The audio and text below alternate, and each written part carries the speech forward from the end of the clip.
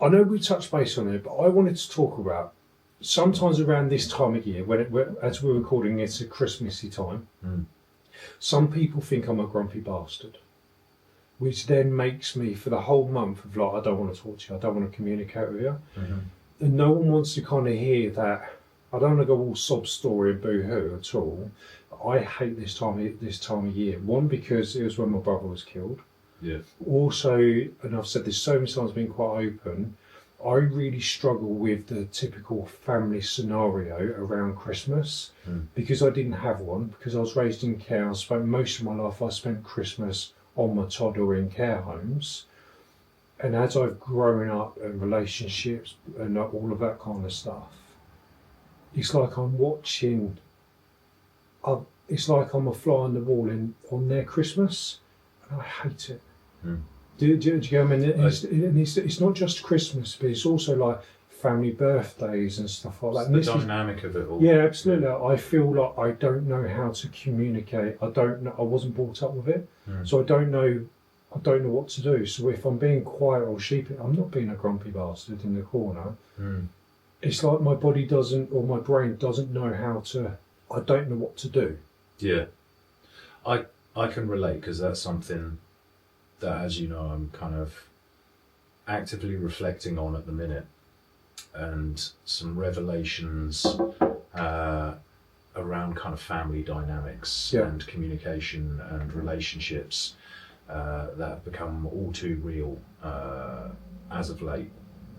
And it's trying to give me a slightly different lens on those situations, because I'm the same. So Christmas for me, I left, the family home inverted commas, at a very young age, and pretty much just kind of left anything that had any connectivity with, emotion and connection and that family dynamic, just left it in the rearview mirror, because it was all too painful, all too uncomfortable.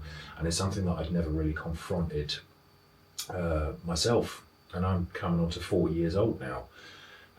So there's always been fractured family relationships. So I can relate on that point, because I appreciate what the time of year is for and what the purpose of those are, and the amount of pressure there is around Christmas, and the expectation and the stress and the anxiety, and I have to get presents for all of these people, and it kind of takes you out of what it's actually about. But the level of uncomfortableness that I feel with it is very much driven around the disconnect from, that's not what I had, that wasn't my lived experience, and therefore then seeing or being in the company of others where that is their norm is a very uncomfortable place to be. And feeling like you're a fly on the wall, but also feeling like you're a third part, you're an extra part, is part of it. But the most kind of gut-wrenching part for me is actually the internal wrestling with, is this what it's supposed to be? And because you didn't have it, it makes it very, very difficult to relate and be present in that moment and accept it for what it actually is. And that can be a hard thing to kind of come to terms with. And the reflection outwardly for that, for me, is very much the same. It's like, even with, family, friends, relationships, clients, I'm often perceived as the Grinch. Because it doesn't have that same kind of connectivity. I don't associate Christmas with warmth and gathering and closeness and love that other people do. So it can be a very, very, very difficult time for people. So I relate to that entirely. Yeah, no, exactly. And I think I'm now at a phase part of my life. I've gone through most of my life going, okay, the reason I hate Christmas is because I used to work when I was DJing so much, so I could play that card. But when I was DJing, or even when I'd done the doors, mostly DJing around that time, because that's where the money was, I could play the card of like, actually, do you know what? I've seen the other side when you're all arseholes. When you're all drunk and blah, blah, and it's people like me picking up the pieces and trying to hold the night together. So I could play that, you made me hate Christmas. Does that kind of make sense? Yeah. And now I'm just like, do you know what? I'm bored of being the Grinch. It's just more of like, I don't know how to not survive, but in those situations like the family, not necessarily the family environment, but even up to a point the working environment. Like, do you get me? I don't. Yeah, completely. My head doesn't know how to separate it. Yeah, it's an interesting one. For me, it's almost like an element of escapism. and also the, I guess, the pain that can come from seeing everybody else having a good time. Yeah. Because you can't relate with it, you can't be present, you can't, or you struggle to be present and enjoy it for what it actually is. That disconnect can be quite isolating, but also it's like a self-fulfilling prophecy, because it's trying to take it on face value for what it actually is and what the meaning is. And it's difficult because a lot of people don't have anybody at this time of year. They don't have connection, family, friends, relationship, these kind of things. So often at a time that is very much kind of promoted as, you know, coming together and togetherness and love, and then it's more a reminder of what you're not a part of. Mm-hmm. And whether that's, you know, through circumstance, unfortunate kind of happenstance or experience, or even unfortunately of your own doing through your own actions, it's something that's difficult to confront and navigate.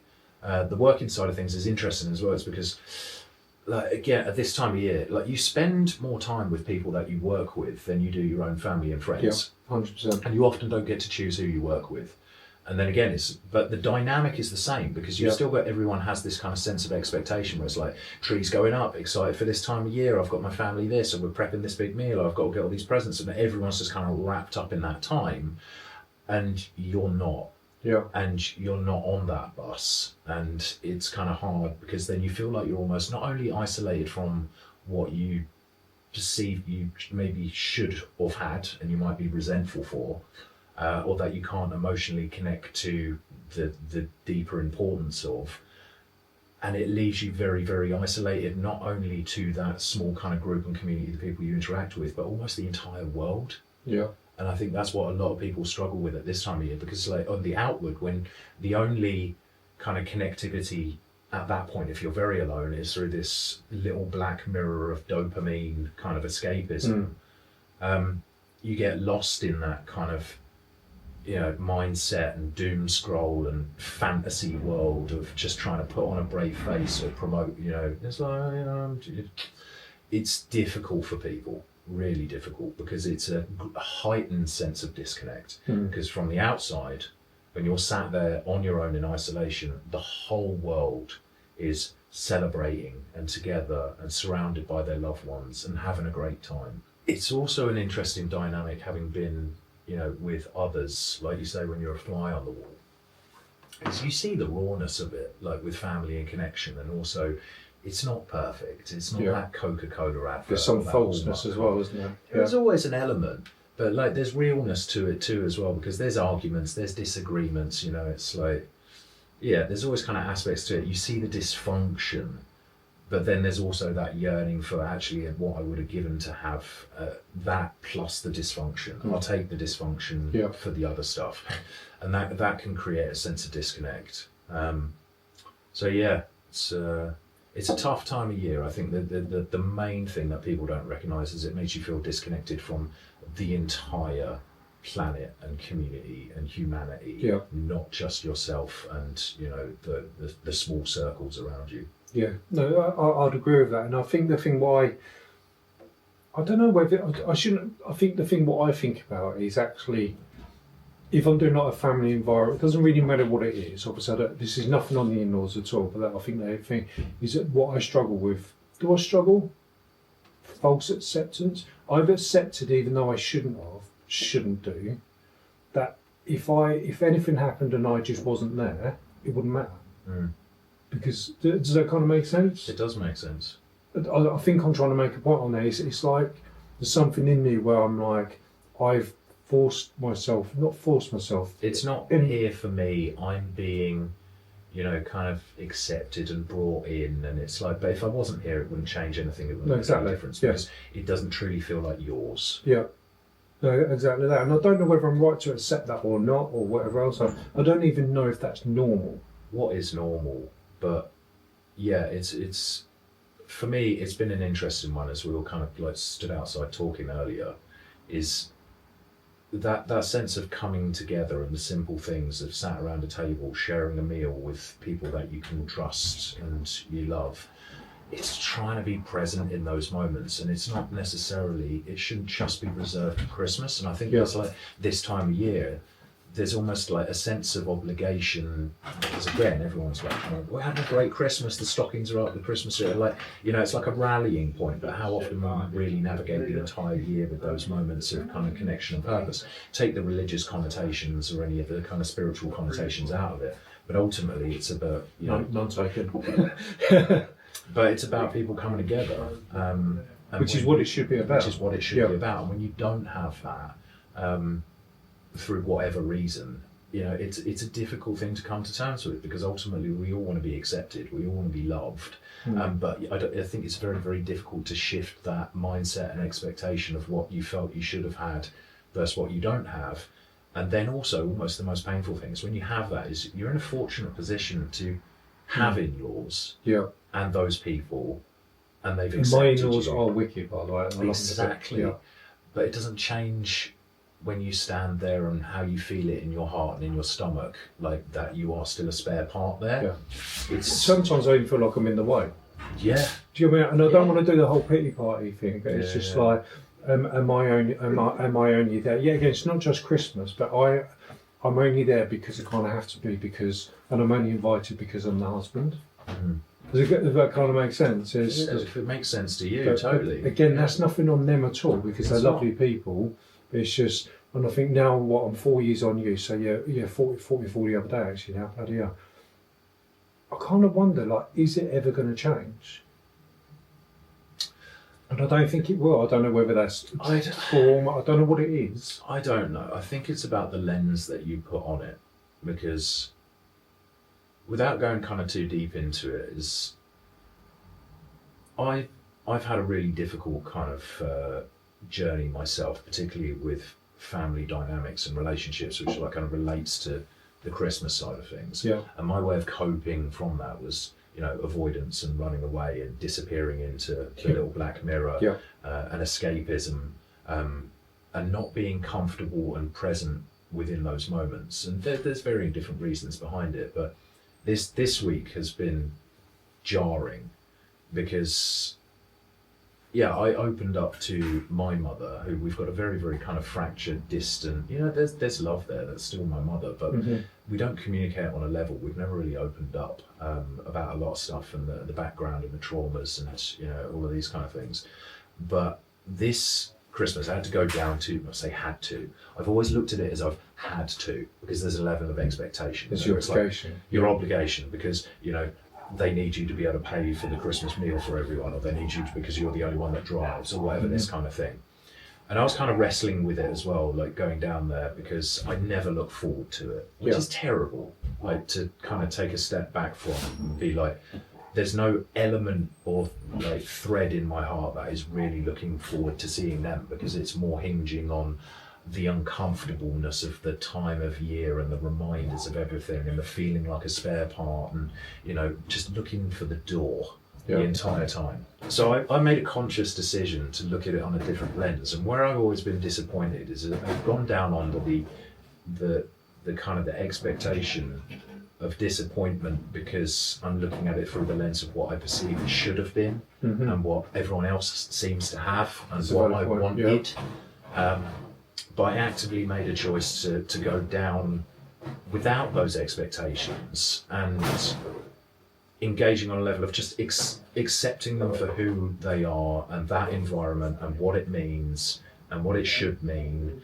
And I think, as I say, it was like, presence was like a major thing for me. It was like, you know, I went out, I was like, I'm not bringing any presents this year, because it's always been centered around, everyone's something really nice, and I flit in, you know, grace you with a gift, and then fuck off, right? And then that's it. And I was like, actually this year I'm just going to try and be present and not presence, which is what the true meaning of Christmas should be. Exactly, right, Funny enough, exactly. But looking at it in that lens, then the entire experience actually completely surprised me.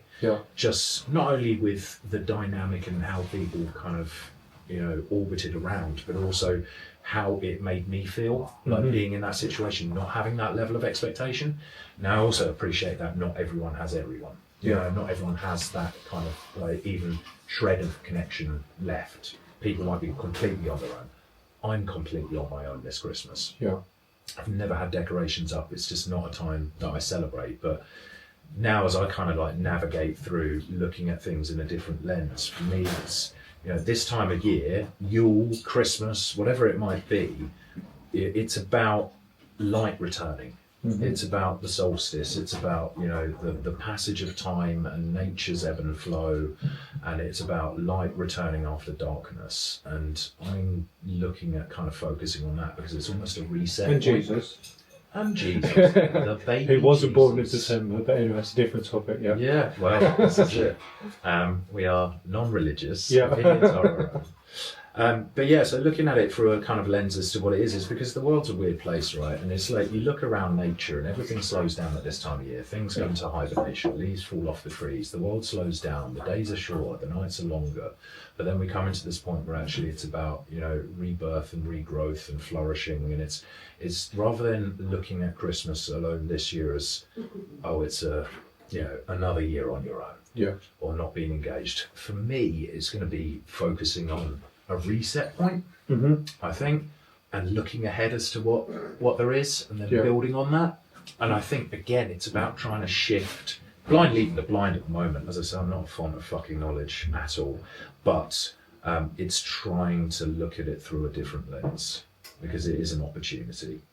You know, it's yes, I don't have the hallmark Christmas, but I've got clothes on my back, food in my belly, a roof over my head, good friends around me. So you've got to take it for what it is. Yeah. Yeah, but like you say, Christmas doesn't just have to be at Christmas. No, maybe I need to take a leaf on that, but maybe I need to, let's say like this year Faye's working anyway in the evening, so we're not doing nothing. We're coming here actually for a race, so it's completely different. And I'm kind of hoping on the Christmas evening when I will be on my side, maybe I will miss the other stuff of like the previous years. Even though sometimes they've drove me absolutely nuts, I've just sat there struggling with it and false conversations. Yet again, I just feel like I try more during those hard time periods than anything else. I think when I'm doing stuff conferences with MANUP, I'm with my MANUP head.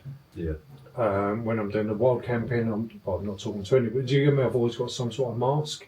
But in that family environment, you're present, but you're not present. Yeah. It's kind of trying to work out where I fit with it all, and whether I do. And there is the back of my mind where, if I wasn't there the year after, it would still continue.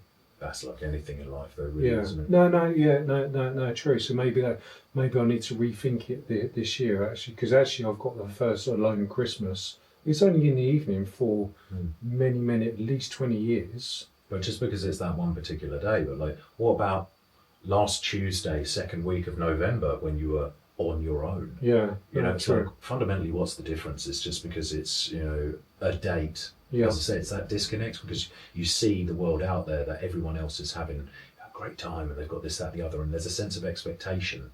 And I think there's almost some like taking a step back from it because it will be what it will be for you. Yeah. And that's okay. Yeah. That's okay. Yeah, no, absolutely. So just before draws to a close, then, I don't know how we're going to answer this question, but we might as well. If someone's sitting there on the Todd, we'll try and get this one before Christmas. If someone's sitting there on their Todd, I can't even give advice. But what would you tell them? I can't even give advice on it. And I'd love to say, as the charity's CEO, give us a shout, speak to the Samaritans, but actually, truth be told, from what I've seen and what I've heard and the research, most of them reduce their hours. Yeah. So it's fine for me to say like the token stuff, speak, but actually, realistically, other than the people actually probably in their life, if that makes sense, I can't tell them to talk. But however, if I counteract that with that, I think is I now know you're on your Todd on Christmas as well. There's no reason I can't shoot you a message. How you doing, mate? Because I know that. Do you get what I mean? And which is why it's about being more open and honest and vulnerable, which is kind of the whole purpose of what we try to do and achieve here. But it's I don't think there is any advice because everyone's wired in different ways. But if you find yourself at home alone at this time of year and that kind of sense of loss and longing and isolation. There's no real kind of answer to it. You've got to find what works for you, but it's almost practicing what the time of year is really about, which is gratitude. Cook yourself something nice. Exactly. Yeah. Have a drink. You know, light a cigar. Whatever your vice is, you know, it's do the same things. Make it what it is for you. Go out for a walk. Like, connect. I know that sounds easy, but it's, you know, the sun rises, the sun sets. It's another day. It's another day absolutely burdened with expectation. But it's another day. Yeah. To be honest, I would argue Christmas Day is the easiest one to go out for a walk. Because you not really got any choice. All you've got is TV and the internet. Everywhere's closed. So actually that's probably the one day, and I would be very, very surprised is you might even bump into somebody who's feeling exactly the same bloke. Oh, there's such a high chance. Such a high chance. And I do think, because when I used to live on the farm, I used to see every now and again the blokes walking their dogs. Yeah. And I know damn well, probably because they've been in the same situation as me, like that. I don't want to say forced family environment. I mean, no offence to that. Hopefully, I don't mean how that sounds. But I'm like, 3 times a day, suddenly it's like going back to the COVID days. Like, actually, I'll take the dog for the 5th walk of the day. Yeah. Because they just need to unwind for 10 minutes. It's the escapism from an environment that is uncomfortable, and it can be difficult for people to articulate that and communicate that in a healthy way. Because nobody can be a mind reader. Yeah. Nobody knows, how you're wired or what it truly means to you unless you are able to communicate it, and that's difficult. So everyone copes and deals with things in different ways. But like I say, it's like it's the same in any day. You walk down the street and you might have this terrible cloud hanging over you and self-doubt and whatever this might be.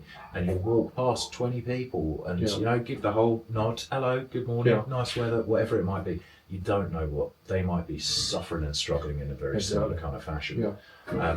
But on the Christmas side of things, it's like you say, is think of those that are, and if you're on your own, there's probably a high chance you know people that also are too. Yeah. All right. Well, and it's not necessarily today, about this found family kind of thing, but it absolutely is. It's because that one message could mean the world to somebody. Yeah. Well, straight away, even today, just because we've been talking about it, even if I'm laughing and joking about Christmas Day or the evening being on my Todd, from that, because we've had discussions, I've got no qualms about giving you a text message. I now know that I don't want to get reminded about the audience. I'm just the same as I am. Yeah. Alistair's working, and I know why the motive of that is. So there's two. Because there's no parties. Special parties. Now I know that there's 2 blokes who probably in the evening is going to be just on the hovering around doing stuff, and actually there was somebody else. Oh, that's really bad. I've already forgotten. Well, I don't want to say the name anyway. But they're now on the way because they've just gone for a break on whatever else. Just send a text message to go away. It does, yeah. We're out there. Yeah, well, this is it. It's knowing that somebody is thinking about you. Because this is the thing. When you shut down, it's out of sight, out of mind. Yeah. And if you're not kind of actively sharing your life and being out there and reminding people that you exist, then it is very much outside our mind. You'll have close, people that you do communicate with, but the kind of the greater sense of community is then completely lost, and you disappear as an afterthought because again, like they've got their own stuff. I haven't bought the turkey. I didn't get the present for the third coven removed, or all of these things. Everyone has their life going on, and all of this, pressure and anxiety and expectation around it. It's thinking of those that won't, and just taking a split second.